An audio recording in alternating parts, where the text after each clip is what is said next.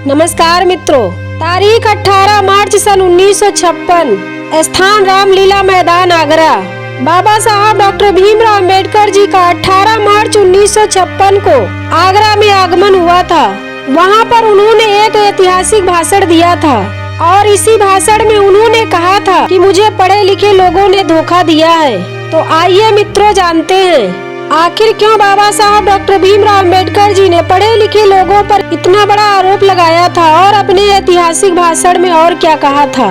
इसके लिए आप लोग पूरा वीडियो देखिएगा और हमारे channel story line audio cast को लाइक और सब्सक्राइब कीजिएगा। बाबा साहब डॉक्टर भीमराव अंबेडकर जी ने जनसभा में उपस्थित विशाल जन समूह को संबोधित करते हुए कहा था, मेरे भाइयों और बहनों, पिछले 30 वर्षों से तुम लोगों को राजनीतिक अधिकार दिलाने के लिए मैं संघर्ष कर रहा हूँ। मैंने तुम्हें संसद और राज्य विधानसभाओं में सीटों का आरक्षण दिलाया है। मैंने तुम्हारे बच्चों की शिक्षा के लिए उचित प्रावधान करवाए हैं। आज हम प्रगति कर सकते हैं। अब ये तुम्हारा कर्तव्य है कि शैक्षिक, आर्थिक और सामाजिक गैर बराबरी को दूर करने के लिए एकजुट होकर इस संघर्ष को जारी रखें। इसी उद्देश्य हेतु तुम्हें हर प्रकार की कुर्बानियों के लिए तैयार रहना चाहिए, यहाँ तक कि खून बहाने के लिए भी, क्योंकि बिना कुर्बानी दिए कुछ हासिल नहीं हो सकता। और बाबा साहब डॉक्टर भीमराव अंबेडकर जी ने अपने दूसरे भाषण में नेताओं से कहा था, मैं अपने नेताओं से कहता हूँ, यदि कोई तुम्हें अपने महल में बुलाता है तो स्वेच्छा से जाओ, लेकिन अपनी झोपड़ी में आग लगाकर नहीं।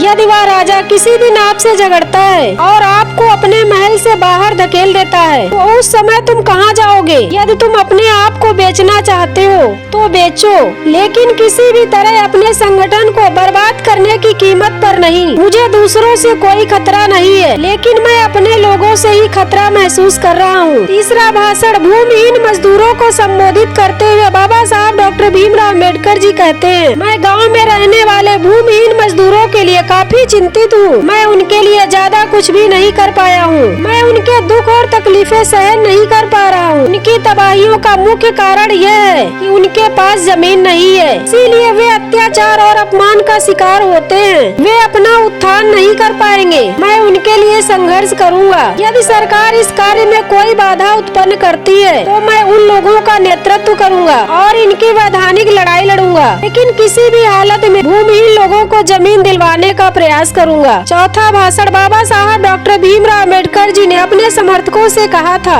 मैं अपने समर्थकों से कहना चाहूँगा, बहुत जल्दी ही मैं तथागत गौतम बुद्ध की शरण को अंगीकार करने जा रहा हूँ। यह एक प्रगतिवादी धर्म है। यह समानता, स्वतंत्रता और बंधुत्व पर आधारित है। मैं इस धर्म को बहुत सालों के प्रयास के बाद खोज पाया हूँ। अब मैं जल्द ही बौद्धिस्ट बन जाऊँगा। तब एक अछूत के रूप में मैं आपके बीच नहीं रह पाऊंगा, लेकिन एक सच्चे बौद्धिस्ट के रूप में तुम लोगों के कल्याण के लिए संघर्ष जारी रखूंगा। मैं तुम्हें अपने साथ बौद्धिस्ट बनने के लिए नहीं कहूँगा, क्योंकि मैं अंधभक्त नहीं चाहता। केवल वे लोग ही जिन्हें हम इस महान धर्म की शरण में आने की तमन्ना है, वो बौद्ध धर्म को ग्रहण कर सकते हैं, जिससे वे इस धर्म में दृढ़ विश्वास के साथ रहें और इसके आचरण का अनुसरण करें। पांचवा भाषण बाबा साहब डॉक्टर भीमराव अंबेडकर जी ने बौद्ध भिक्षुओं के लिए कहा था, मैं बौद्ध भिक्षुओं से कहना चाहूँगा, बौद्ध धर्म एक महान धर्म है। इस धर्म के संस्थापक तथागत गौतम बुद्ध ने इस धर्म का प्रचार प्रसार किया है और अपनी अच्छाइयों के कारण इस धर्म का भारत में दूर दूर तक और गली कूचों तक पहुंचा सका। लेकिन महान उत्कर्ष के बाद यह वर्ष 1293 ईस्वी में विलुप्त हो गया है। इसके भी कई कारण हैं। एक कारण यह भी है कि बौद्ध भिक्षु विलासितापूर्ण जीवन जीने के आदी हो गए हैं। धर्म प्रचार हेतु स्थान स्थान पर जाने की बजाय उन्होंने बौद्ध विहारों में आराम करना तथा रजवाड़ों की प्रशंसा में पुस्तकें लिखना शुरू कर दिया है। अब इस धर्म की पुनर्स्थापना हेतु उन्हें कड़ी मेहनत करनी पड़ेगी। उन्हें दरवाजे दरवाजे जाना पड़ेगा। मुझे समाज में बहुत कम भिक्षु दिखाई देते हैं, इसीलिए जन साधारण से मैं अच्छे लोगों को भी इस धर्म के प्रचार हेतु आगे बढ़ाना चाहिए, इस धर्म के प्रसार हेतु आगे आना चाहिए। छठा भाषण बाबा साहब डॉक्टर भीमराव अंबेडकर जी ने शासकीय कर्मचारियों के लिए दिया था।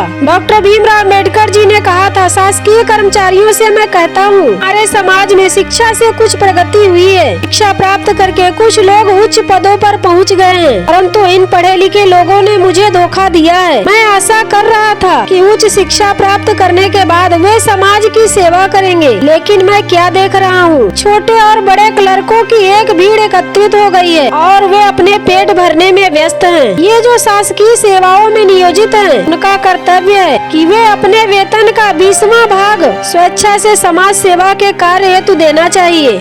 तब जाकर ही समाज प्रगति करेगा, अन्यथा केवल एक ही परिवार का सुधार होगा। एक वह बालक जो गांव में शिक्षा प्राप्त करने जाता है, संपूर्ण समाज की आशाएं उस पर टिक जाती हैं। एक शिक्षित सामाजिक कार्यकर्ता उनके लिए वरदान साबित हो सकता है। और 7वां भाषण बाबा साहब भीमराव अम्बेडकर जी ने छात्र छात्राओं के लिए दिया था। भीमराव अम्बेडकर जी ने कहा था, छात्र छात्राओं से मैं कहता हूँ, मेरी आप लोगों से अपील है कि शिक्षा प्राप्त करने के बाद किसी प्रकार की क्लर्की करने के बजाय उन्हें अपने गांव की अथवा उसके आसपास के लोगों की सेवा करनी चाहिए, जिससे अज्ञानता से उत्पन्न शोषण एवं अन्याय को रोका जा सके। आपका उत्थान समाज के उत्थान में ही निहित है। और अंत में बाबा साहब डॉक्टर भीमराव अम्बेडकर जी ने भविष्य की चिंता में अपने विचार रखते हैं। और आखिरी में बाबा साहब डॉक्टर भीमराव अम्बेडकर जी भविष्य की चिंता में अपने विचार रखते हुए कहा था, आज मेरी स्थिति एक बड़े खम्भे की तरह है जो विशाल टेंटों को संभाल कर रख रही है। मैं उस समय के लिए चिंतित हूँ कि जब ये खम्भा अपनी जगह पर नहीं रहेगा, क्योंकि मेरा स्वास्थ्य ठीक नहीं रहता है। मैं नहीं जानता कि मैं कब आप लोगों के बीच में से चला जाऊँ। मैं किसी ऐसे नवयुवक को नहीं ढूंढ पा रहा हूँ जो इन करोड़ों असहाय और निराश लोगों के हितों की रक्षा करे। यदि कोई नौजवान इस जिम्मेदारी को लेने के लिए आगे आता है तो मैं चैन से मर सकूंगा। तो मित्रों, ये थे बाबा साहब डॉक्टर भीमराव अम्बेडकर जी के ऐतिहासिक भाषण, जिसमें उन्होंने अपने अंदर का दर्द व्यक्त किया था। और इसके बाद उसी दिन 18 मार्च 1956 को बाबा साहब डॉक्टर भीमराव अम्बेडकर जी ने अपनी जनसभा को समाप्त किया। इसके बाद चक्की पाट पहुंचकर बाबा साहब ने तथागत भगवान बुद्ध की मूर्ति को अपने हाथों से स्थापित किया, जो आज भी यह मूर्ति आगरा के बुद्ध विहार में मौजूद है, जो बाबा साहब डॉक्टर भीमराव अम्बेडकर जी ने खुद अपने हाथों से स्थापित की थी। करीब 1957 में कौटिल्य ने आकर वहाँ एक विशाल बौद्ध विहार बनवाया था। और उसके बाद 1967 में एक कमेटी बनाई गई थी और आज भी वह कमेटी वैसे ही काम करती है। बाबा साहब डॉक्टर भीमराव अम्बेडकर जी 6 दिसंबर 1956 को हम सबको छोड़कर चले गए थे। उसके बाद बाबा साहब के बेटे यशवंत राव अम्बेडकर ने बाबा साहब की अस्थियां का कुछ हिस्सा आगरा में स्थापित किया था। तो यह वीडियो आप लोगों को कैसी लगी कमेंट कीजिएगा और हमारे channel story line audio cast को लाइक और सब्सक्राइब कीजिएगा। धन्यवाद।